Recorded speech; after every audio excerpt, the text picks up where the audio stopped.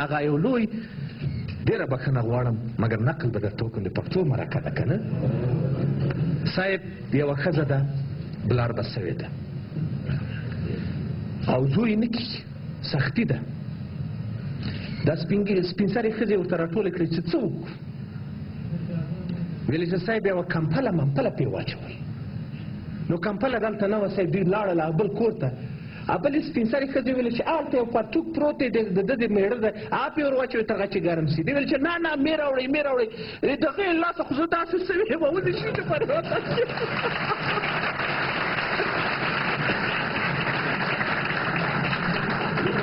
نو اوس تر وره ما ته تاسې ووایئ چې ګلبدین د ما له لاسه داسې سوی دی که د دې تڼي له لاسه داسې سوی یم که اوس دی ورغلی نو په هغه باندې به بیا تر والا دی